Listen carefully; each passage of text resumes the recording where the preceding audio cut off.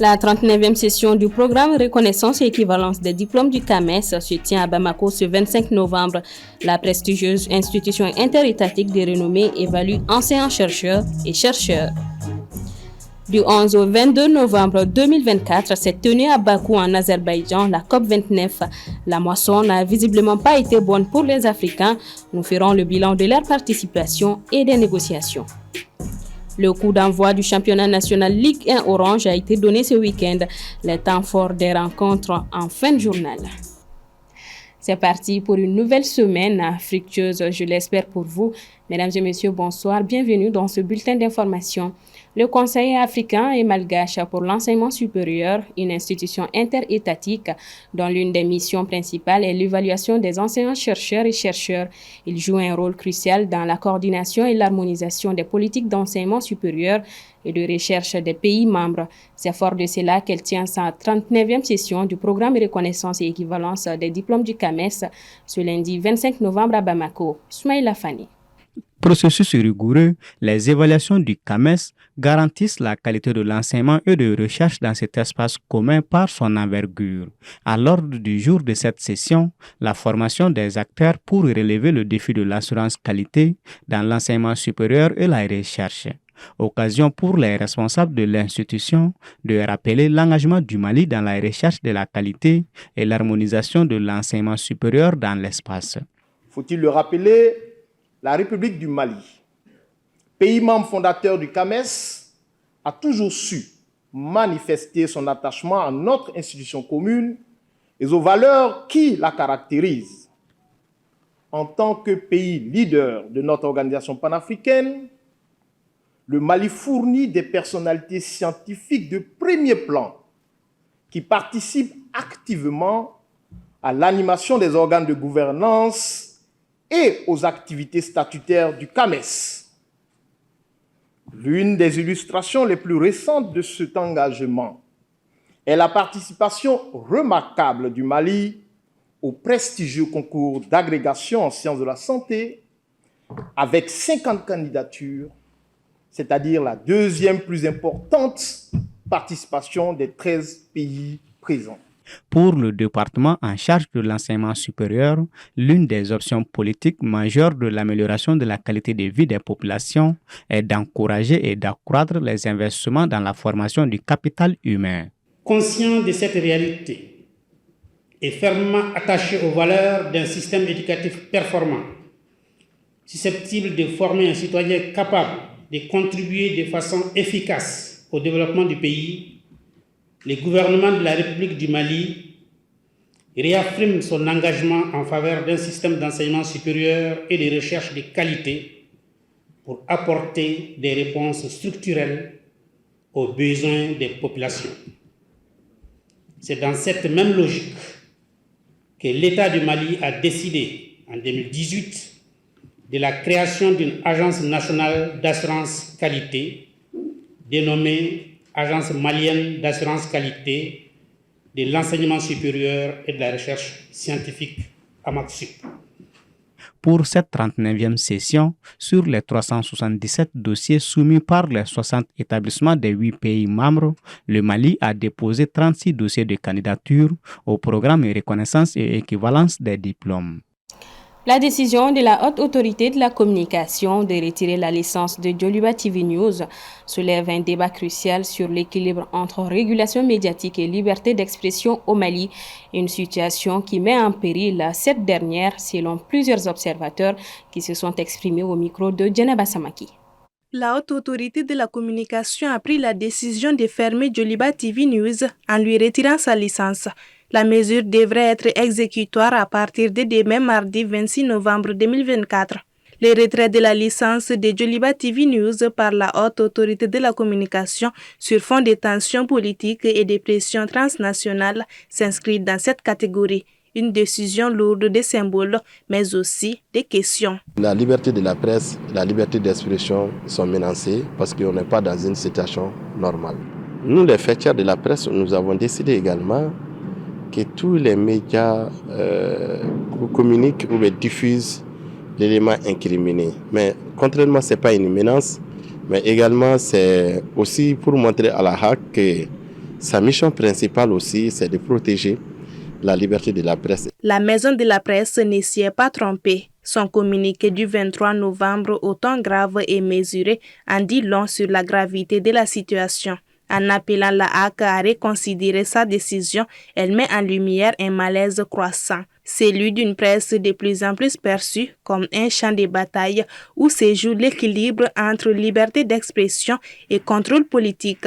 Une crainte pour des observateurs qui voient en cette décision une véritable menace sur la liberté de presse. La pierre angulaire des textes de la HAC, c'est de veiller et de promouvoir la liberté de la presse. Bon, quand on ferme un espace d'expression comme Djoliba, je pense que c'est pas un bon signal par rapport à la préservation de la liberté d'expression et de la liberté de la presse d'une manière générale. Rappelons que la mesure de la HAC survient après une plainte le 12 novembre du Conseil supérieur de la communication du Burkina Faso contre Djoliba TV News, suite à des propos tenus par Issa Kaoudjima, alors placé sous mandat de dépôt le 13 novembre pour offensive commise publiquement envers un chef d'État étranger. Il doit être jugé le 23 décembre 2024. Les 3 pays de l'AES veulent aller vers une mutualisation des titres de voyage et des documents d'identité nationale pour ces populations. Un projet que ces dirigeants souhaitent mettre en œuvre d'ici 2025, marquant une totale rupture avec la CEDEAO. Aminata Keita. Après une mutualisation des efforts sur le plan sécuritaire en raison de la crise commune que traversent les 3 États, les pays de l'Alliance des États du Sahel veulent désormais harmoniser des documents de voyage et d'identité au sein de l'espace AES. La mise en place des documents de voyage et d'identité de la Confédération des États du Sahel a fait l'objet d'une rencontre à Bamako le 22 novembre dernier.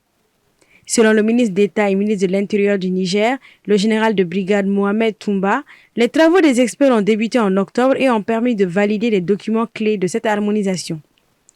Les ministres ont ainsi validé au cours de cette rencontre les documents sur les spécifications techniques qui seront soumis à l'appréciation des chefs d'État de l'AES avant sa mise en circulation d'ici 2025.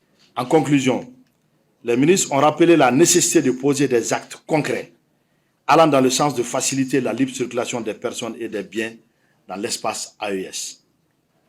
En marge de la rencontre, les 3 ministres ont échangé sur le contexte géopolitique et examiner la situation sécuritaire dans l'espace AES. À ce titre, ils ont salué les succès significatifs engendrés par les forces de sécurité des 3 pays dans le cadre de la lutte contre le terrorisme, la criminalité organisée et les trafics en tout genre. Si la carte biométrique nationale du Mali est retenue pour être adoptée comme modèle de carte d'identité pour l'ensemble de l'espace AES, le nouveau passeport burkinabé sera retenu comme modèle pour les 3 pays. L'objectif est de simplifier les démarches administratives à encourager l'intégration économique et faciliter la circulation des populations dans l'espace AES. Je vous l'annonçais en titre, l'Afrique quitte la COP29 de Bakou avec une profonde déception. Le continent dénonce des promesses de financement climatique jugées insuffisantes face aux défis colossaux. Paul Yapinguesson. La conclusion de la COP29 à Bakou a laissé un goût amer aux négociateurs africains. Alors que l'urgence climatique pèse de plus en plus lourd sur un continent vulnérable, les promesses de financement émises par les pays industrialisés sont jugées dérisoires et inadéquates pour répondre aux défis colossaux que l'Afrique doit relever. Si nous rentrons chez nous avec 300 milliards de dollars et que nous disons que les pays développés prennent les devants, c'est une insulte à ce que dit la Convention. La frustration des négociateurs africains met en lumière un problème structurel dans les négociations climatiques internationales, le manque de prise en compte des priorités des pays en développement. La promesse des 300 milliards de dollars par an d'ici 2035, bien qu'historiquement élevée dans les engagements climatiques, apparaît largement insuffisante face aux besoins estimés par l'Afrique. Le continent avait plaidé pour un financement annuel de 1 300 milliards de dollars. Nous quittons Bakou en sachant que nous avons réalisé des progrès dans certains domaines, mais que ce que nous avons obtenu est loin d'être à la hauteur de nos espérances. Mais du côté des bailleurs, surtout européens, en pleine période d'austérité, ceci est un soulagement. Oui, 300 milliards de dollars n'est qu'un point de départ. Nous sommes reconnaissants à l'Alliance des petits États insulaires et aux pays les moins avancés de la confiance qu'ils nous témoignent. Et je vous assure que nous tiendrons nos promesses. L'échec de Bakou à répondre aux attentes africaines compromet également les objectifs de développement durable. Le dénouement décevant de la COP29 pourrait inciter les États africains à réorienter leurs stratégies sur la scène internationale. Certains experts plaident pour une union renforcée au sein du continent afin de négocier collectivement et de développer des solutions internes, telles que des mécanismes financiers régionaux ou des initiatives locales de transition énergétique.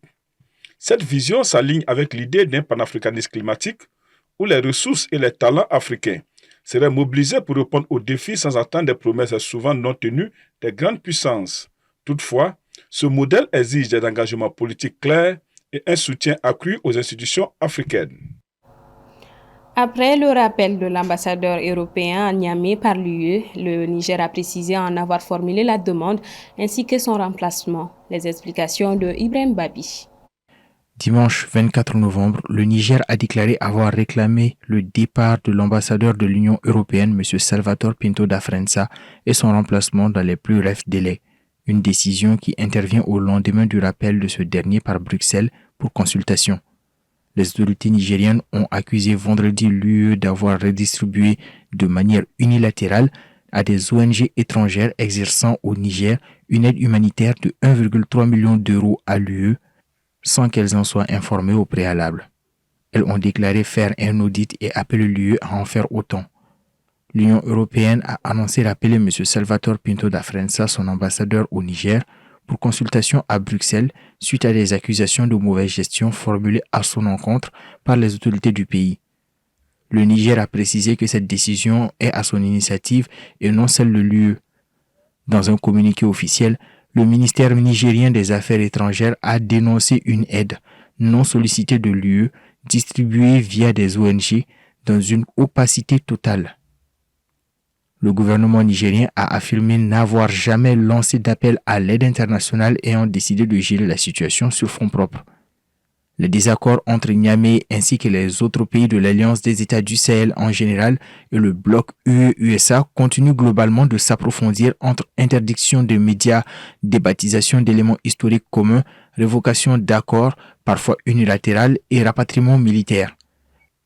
L'AES continue d'entretenir de solides griefs contre des pays comme la France et les États-Unis notamment, ce qui lui fait prendre des mesures radicales qui affectent parfois le schéma diplomatique de la sous-région ouest africaine. À titre d'exemple, malgré les difficultés économiques engendrées, le Niger a fermé depuis des mois sa frontière avec le Bénin voisin, accusant ce dernier d'abriter des forces françaises hostiles. Il y a quelques semaines, c'est Ibrahim Traoré, le dirigeant du Burkina Faso, qui avait formulé la même accusation contre la Côte d'Ivoire et le Bénin. Récemment encore, Niamey a mis fin aux activités de 2 ONG dont l'Agence française d'aide à la coopération et au développement sur son territoire sans fournir d'explications officielles. Nous en parlions dans nos précédentes éditions. Le championnat national Ligue 1 Orange a démarré ce samedi 23 novembre à Bamako. Le récap de la première journée avec Assetoumani Koulibaly. Après plusieurs reports, le championnat national Ligue 1 Orange a démarré. Ils sont 14 équipes engagées pour la conquête du titre de cette saison 2024-2025. Les résultats de certains matchs disputés ce week-end sont assez révélateurs pour les experts sportifs. Il s'agit notamment de la victoire des Étoiles du Mandé sur l'AFC ou encore celle des 11 créateurs sur ASCO sur un score de 2-0. Les équipes promis se sont données à fond. Quand je dis se sont données à fond, ils n'ont pas perdu les points de la première journée. Quand on prend le FC Djara, qui connaît le FC Djara, c'est un centre de formation, mais vu ce qu'ils ont produit, le jeu qu'ils ont produit devant l'AS Bakaridjan de Baraouli, personne ne pouvait s'attendre à ça.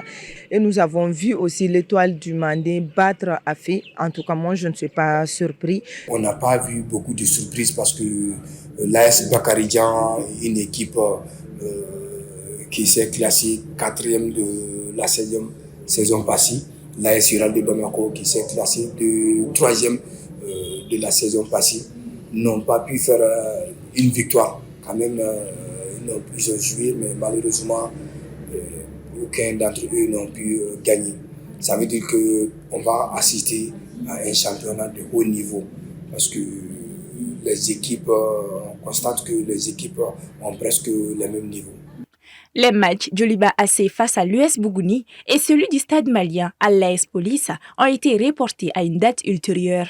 Le report est dû à la participation du Djoliba et du stade malien à la Ligue des Champions et à la Coupe CAF. Le Djoliba joue demain mardi, le stade joue le mercredi. Ils pouvaient demander à la Fédération malienne de football de faire venir un peu les deux matchs-là, soit de jouer le jeudi ou le vendredi.